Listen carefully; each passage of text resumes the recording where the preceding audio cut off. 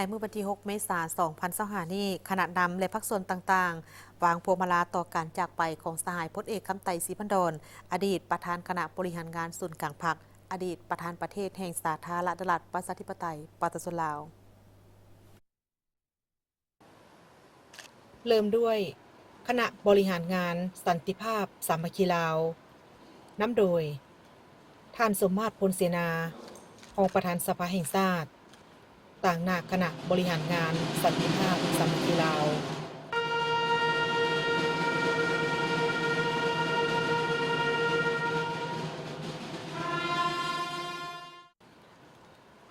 คณะนำจากบริษัทสามเหลี่ยมคำ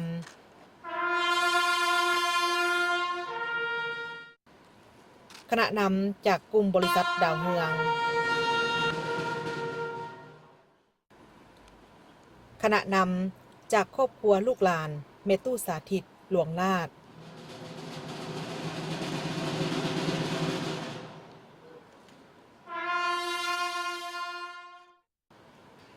คณะนำจากครอบครัวพิลาพันเดชครอบครัวเจริญสุขบริษัทโตโยต้าลาวบริการจำกัดและบริษัท KP จำกัด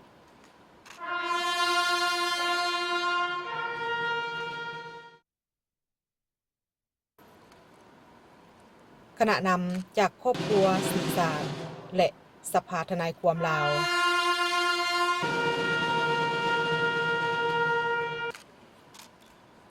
คณะนำจากกองบัญชาการทหารแขวงอัตตปือ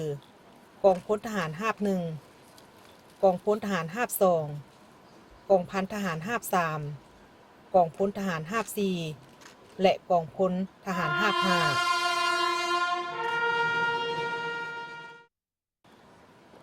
คณะนำจากมหาวิทยาลัยแห่งชาติลาว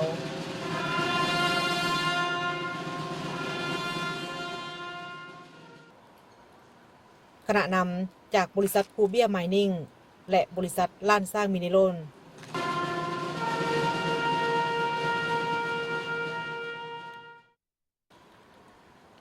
คณะนำจากโรงเรียนประถมมัธยมสมบูรณ์สินไซโรงเรียนเกียรติศักดิ์นานาชาติและโรงเรียนมัธยมสมบูรณ์เวียงจันทน์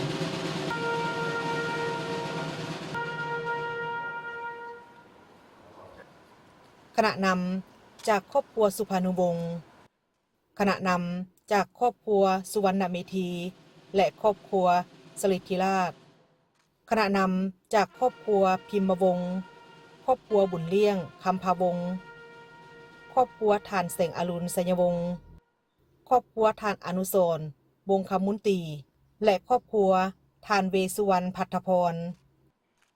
คณะนำจากครอบครัวยอดแก้วมณีสุภานุวงศ์และบริษัทแก้วประธานจำกัดผู้เดียวคณะนำจากครอบครัวโสสุพรรณและกลุ่มบริษัทสุขใจคณะนำจากสมาคมผู้สูงอายุนครหลวงเวียงจันทน์และคณะนำจากสหกรณ์ KP บ้านคำสวัสดิ์นครหลวงเวียงจันทน์